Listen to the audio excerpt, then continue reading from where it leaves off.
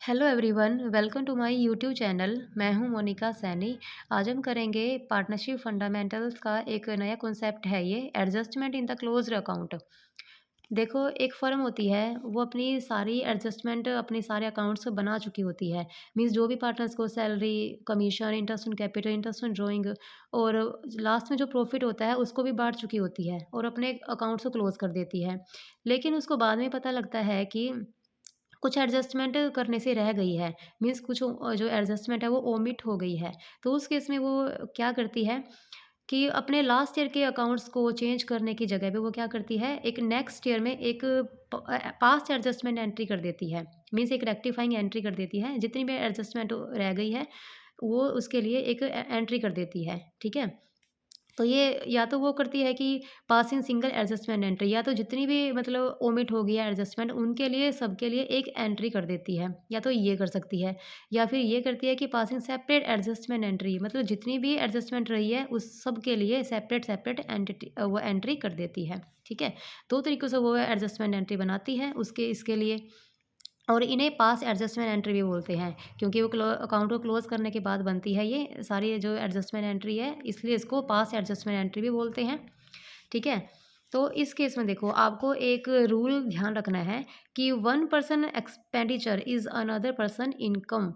कि एक पर्सन के लिए जो एक्सपेंडिचर होता है, मतलब एक पर्सन के लिए जो खर्चा होता है, तो दूसरे पर्सन के लिए वो इनकम होती है। ठीक है? ये आपको पता है कि जैसे एक फ़र्म है, या एक जैसे एक फ़र्म है, ठीक है? और पार्टनर है, ठीक है? एक फ़र्म है, एक पार्टनर है, तो फ़र्म के लिए जो खर्चा होगा तो पार्टनर के लिए वो इनकम होगी, और या फ़र्म के लिए जो इनकम है तो पार्टनर के लिए वो एक्सपेंडिचर होगा, ठीक है? तो मतलब एक पर्सन के लिए वो अगर एक्सपेंडिचर है तो दूसरे के लिए वो इनकम होगी। फॉर एग्ज़ाम्पल देखो, इंटरेस्ट ऑन कैपिटल है, तो इंटरेस्ट ऑन कैपिटल फ़र्म देती है पार्टनर्स को, तो फ़र्म के लिए तो वो खर्चा है, लेकिन जो पार्टनर के लिए वो क्या है, वो इनकम होती है, ठीक है? और उनके पार्टनर्स कैपिटल अकाउंट के क्रेडिट साइड में वो इनकम सारी जाती है। ठीक है? तो इसी के बेस पे देखो, हम एक क्वेश्चन को करते हैं।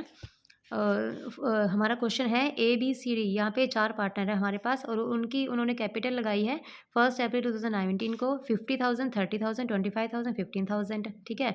और वो आफ्टर क्लोजिंग द अकाउंट, सारे अकाउंट वो क्लोज कर देती है।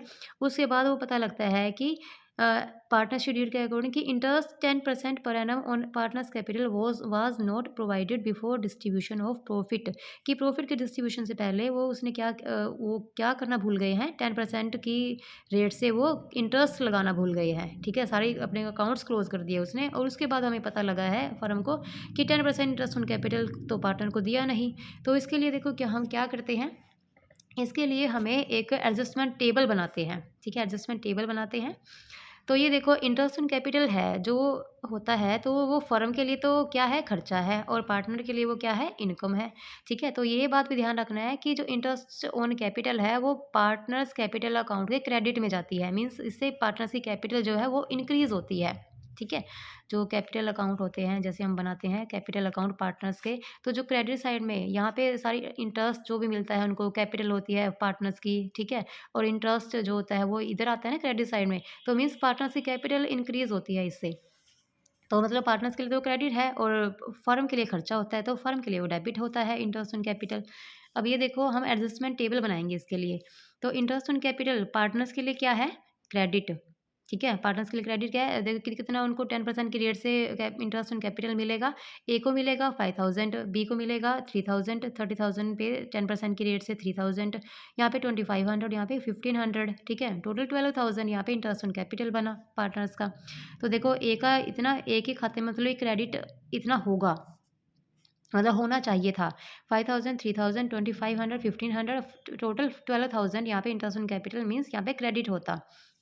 लेकिन जो फर्म के लिए है, फर्म के लिए वो क्या होता है, डेबिट। मतलब जो प्रॉफिट शेयरिंग रेशो होती है उसमें वो डिस्ट्रीब्यूट करता। ठीक है? तो वो खर्चा होता फर्म के लिए, डेबिट डिवीजन ऑफ 12,000, मतलब फर्म को वो 12,000 डिस्ट्रीब्यूट करना होता प्रॉफिट शेयरिंग रेशो में। और प्रॉफिट शेयरिंग रेशो क्या है, यहाँ पे क्वेश्चन में बोला है कि इक्वली बाँटते हैं वो। ठीक है? अगर इक्वल पार्टनर है मीन्स वो अगर बाँटते उसको इंटरेस्ट ऑन कैपिटल देते तो इक्वली डिस्ट्रीब्यूट करते सभी पार्टनर्स के अकाउंट में, ठीक है?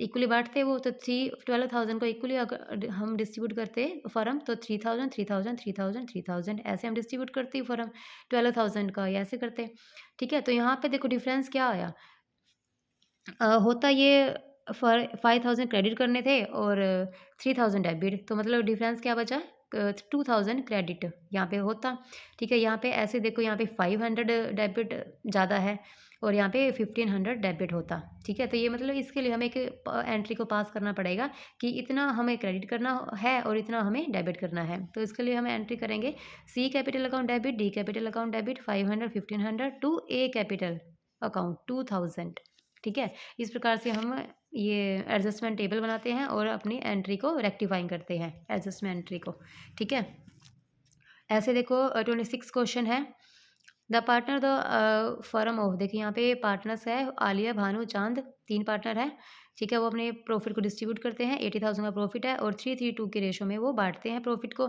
और उसके बाद एडजस्टमेंट यहाँ पे देखो कुछ रह गई है और इनके पार्टनर्स के रिगार्डिंग कुछ एडजस्टमेंट ओमिट हो गई है क्या क्या एडजस्टमेंट है आलिया चांद 2 पार्टनर है और उनको सैलरी देनी है 1,500 जो हमें हमें मतलब फर्म ने दी नहीं है ईच पर मंथ मतलब 1,500 पर मंथ के हिसाब से दोनों पार्टनर्स को सैलरी मिलनी चाहिए थी और भानु को मिलनी चाहिए थी 4,000 पर एनम मतलब पूरे साल में 4,000 सैलरी उसको भानु को मिलनी चाहिए थी देखो इसके लिए फिर हमें दोबारा एडजस्टमेंट टेबल बनाएंगे हम इसके लिए ठीक है अब देखो सैलरी जो होता है जो मिलता है वो पार्टनर्स के लिए क्या है इनकम होती है तो वो क्रेडिट जाएगी पार्टनर्स कैपिटल अकाउंट में और ये जो सैलरी है वो फर्म के लिए खर्चा होता है तो फर्म इसको डेबिट करेगा और पार्टनर्स उसको क्रेडिट करेंगे ठीक है देखो तो सैलरी क्रेडिट होएगी आलिया के अकाउंट में 1,500 है पर मंथ तो उसको 12 से हम मल्टीप्लाई कर देंगे पूरे साल की निकल जाएगी 18,000 और ऐसे ही चांद की 18,000 क्योंकि दोनों पार्टनर को 1,500 पर